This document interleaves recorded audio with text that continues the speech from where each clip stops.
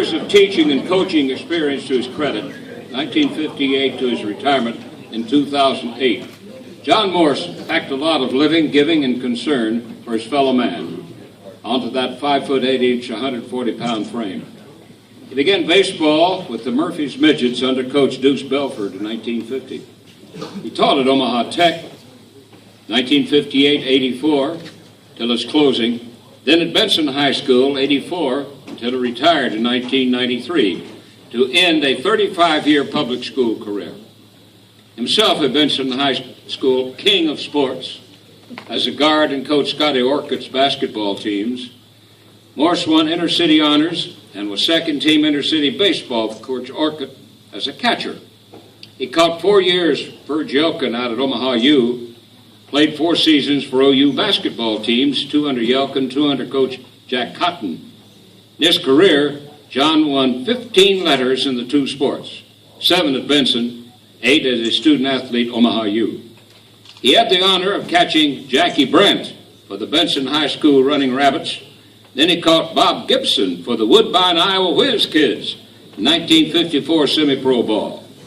A member of both Benson and Tech High School's Halls of Fame, John coached an undefeated freshman team for Tech in '63 and added a '66 state title in baseball for the Trojans. He still works as an official at the Nebraska State High School track meet, 38 years now.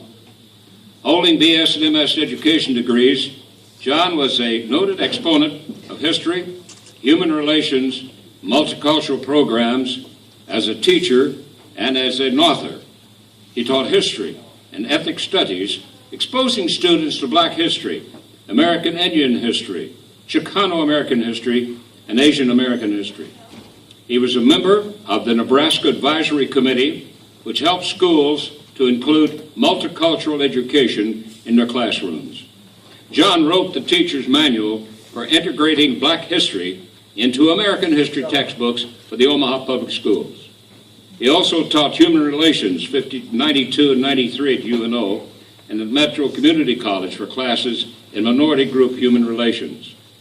As a recipient of many special awards and honors in his field, including being the OEA Human Relations Teacher of the Year, the Benson Booster Club's Teacher of the Year, recipient of the State Cooper Foundation Award for Excellence in Teaching, and of the Peter Kiewit Foundation $5,000 Teacher Achievement Award, plus many other notable citations. For 11 years, he was the sponsor of the Miss Black Tech pageant here in Omaha and was a Miss Nebraska pageant ambassador.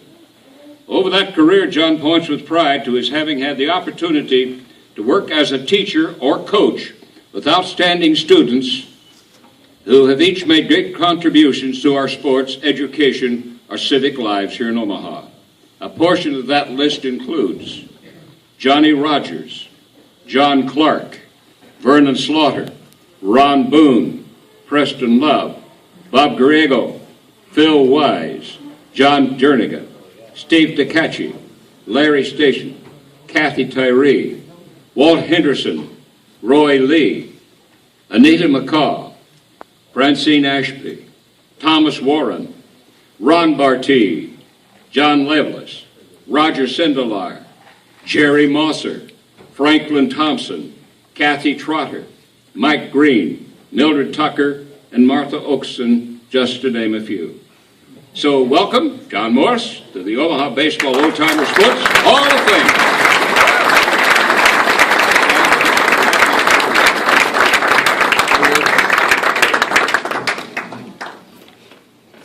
I don't know what I got to say. Jack has covered about everything you can think of.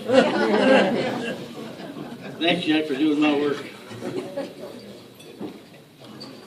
I would like to thank the Omaha Oldtimers Baseball Association for this award. I would also like to thank my family, and I wish my family would please stand up.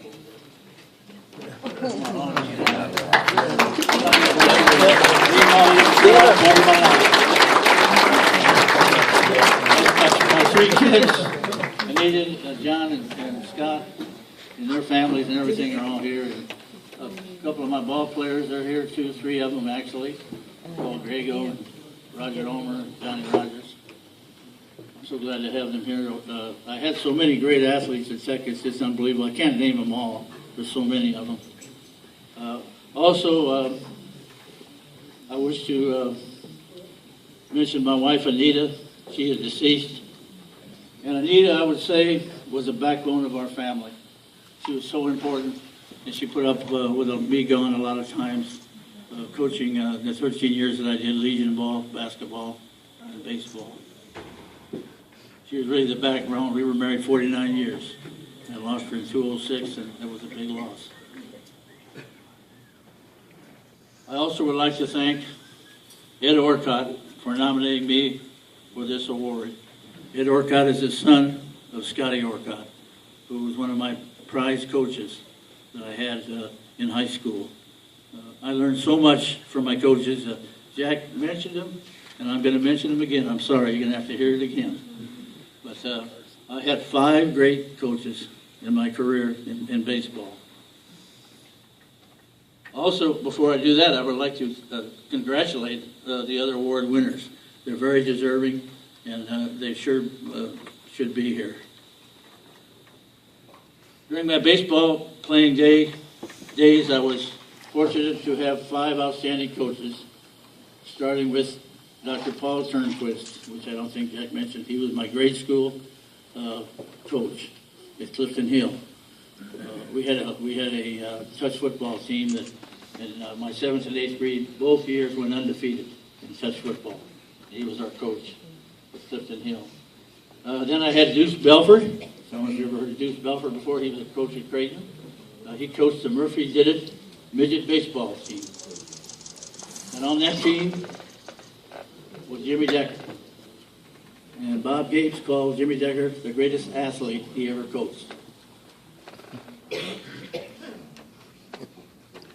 And then went on to the Benson High School, and my coach was Scotty Orchid. I played 6 seasons of baseball with Scotty, 3 in Legion ball at Roberts Dairy, greatest sponsor in the world. Always had orange drink, always had chocolate drink. Had a great time. 6 years of baseball, 3 at Deckers and 3 in high school. And then he coached me 3 years in basketball, which Jack mentioned, I won inner city. At Benson. And I went on to Omaha University, where my coach was Virgil Yelkin, another great one. Virgil Yelkin was coaching at OU, coached me 4 years in baseball and 2 years in basketball at Omaha University. During the summer of 1954, which is my first year at Omaha University, I played with my coach in 1954 was Red Brummer, with Woodbine Whiz Kids, which Jack mentioned.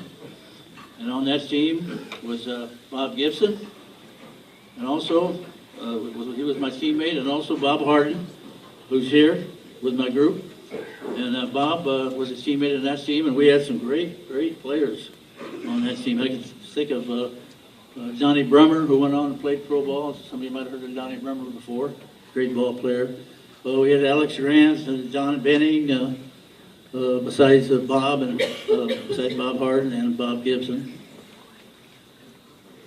Johnny Bartek. Yep, Johnny Bartek was on the team. You're right. The one I left out, there was a bunch of them. He was a great one. Great left-hand pitcher, had a great curveball. Thank you. I forgot about him. Shouldn't forget him because he was a good one. You got Bob Gibson, you got Johnny Bartek on your ball team. You got a pretty good ball team. Oh, by the way, Bob Harden played for Iowa State in the World Series. I don't know if you remember that when Iowa State came to the World Series. What's sad now is Iowa State don't even have a baseball team. Isn't that sad? Don't even have a baseball team. You know what that is? They didn't have the money, I guess, or whatever. That's one of the, I guess that's one of the teams that cut off, wasn't it, Bob? Because of money. It's Iowa State. You got probably 1,000 engineers that are billionaires. The last player coach I played for was Don Kraft. I'm sure you've all heard of Don Kraft, most of you. Don Kraft was a player coach at Papillion town team. And we had a good ball club. There was a lot of good ball players on that team. And our sponsor was Emo Fricke, which the Fricke Field in Papillion is named after him. And after every game, Bobby, Fricky used to walk up and stick a $20 bill in my back pocket. He never wanted me to get caught because I was playing ball at OU, and that wouldn't be right. I couldn't play on. So, but every game, and also, of course, we had all the beer we could possibly drink. I remember Don Kraft. Emo Fricky came up to Don Kraft and said, "God, I can't believe what my bill was." It's that bar after the games. He took care of us. Emo Fricky had a little money, as you know. I think he owned about half of Papillion, didn't he, in the land-wise?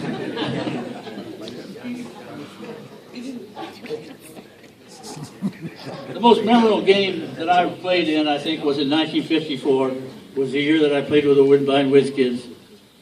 Logan, Iowa, which we fought quite a bit during those years in our league. We traveled all over Nebraska and Iowa and Missouri and played ball with the Woodbine Whiz Kids.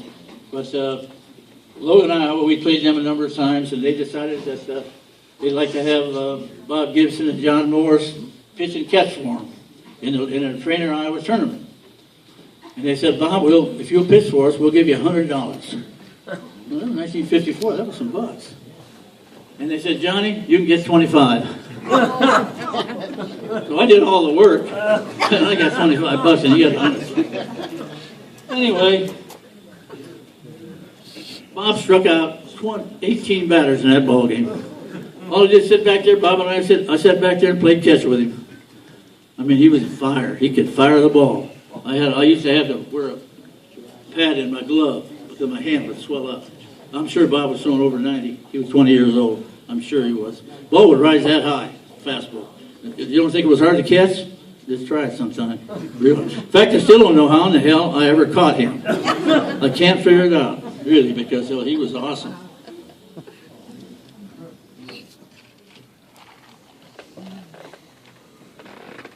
While attending Omaha University, my advisor was Dr. Paul Kennedy. He advised me to be a good classroom teacher. He was an educator, and he said, "John, I know how interested you are in sports, but I want you to be a good classroom teacher and be a coach second. That should be your second thing." And so he said also, set your goals high and be the best that you can be. And during my 50 years of teaching, 26 at Tech, 9 at Benson, and 15 at Metro Community College, I tried to do just that, be the best teacher I could. I won more awards at classroom teaching than I did at coaching. While coaching 13 years at Tech, I had an undefeated freshman basketball team in 1963, which Jack mentioned. And also that year, Tech had that great 1963 team that was just inducted into the OPS Hall of Fame. That was the same year that I coached the undefeated freshman basketball team. On that team, that's the varsity basketball team that's considered one of the best basketball teams in the history of Nebraska. I had 6 ball players on that team that played baseball for me on that team. I'm not going to name them all. I got somebody to name here. I'll try to name as many as I can. I coached some great athletes in baseball, such as Billy Walkler. I don't know if any of you heard of the Walkler family, but they were great. They were a great family. Billy Walkler, who won the Inner City Batting Championship the first year that I coached. And I thought, boy, that's great. And I had Roger Sindelar, who was an all-city third baseman. Roger went on to get a law degree, and he was a lawyer for 20 U.S. senators in Washington, D.C. Ron Boone. I can't say enough about Ron Boone. Ron Boone came of a family of a single mother. They had two girls and 3 boys, Ronnie, Ernie, and Don. Ron never missed a day of high school. And he came from a single mother and from one of the projects. I mean, that is a feat, and I think that mother ought to be given a hand. She was awesome with the Boone family. Ronnie went on to play for the ABA and NBA, and he continued his consistency. He played in over 700 games for the ABA and the NBA in basketball. Today, Ronnie is a member of the Utah Jazz, and that's where he's working now. That's maybe why he isn't here. I don't know. Bobby Grego was on my state champion team.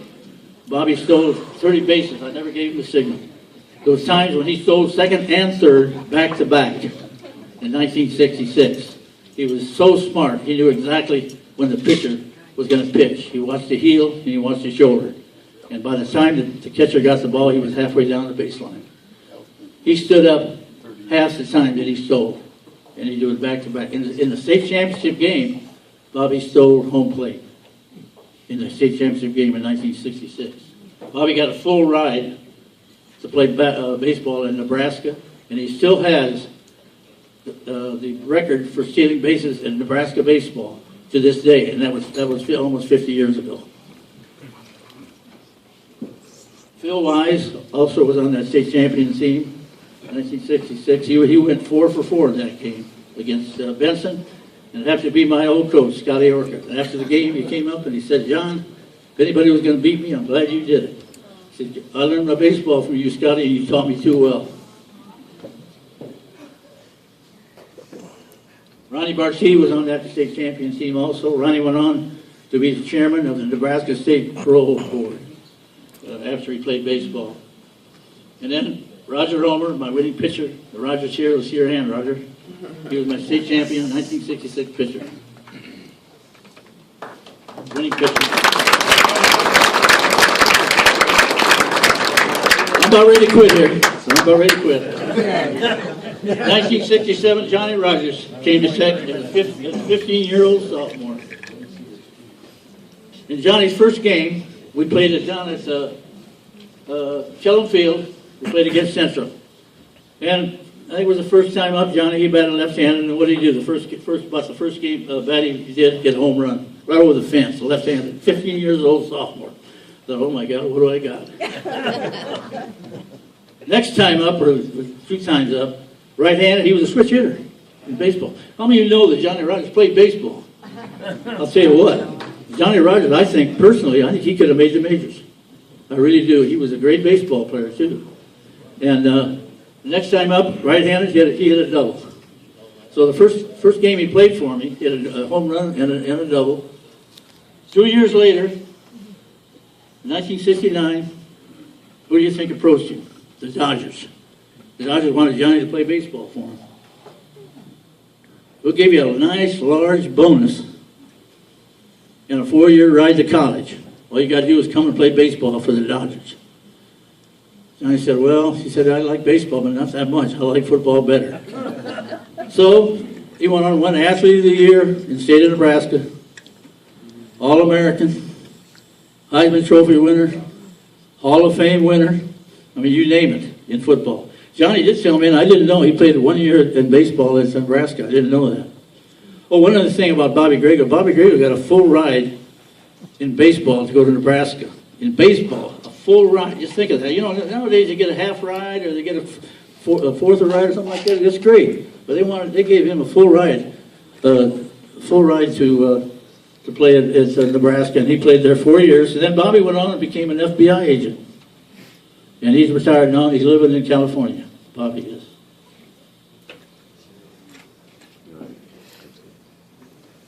I want to thank you for listening to an old-timer baseball player. I could go on and talk forever, and I'm not going to do that. Yeah, right. Yeah.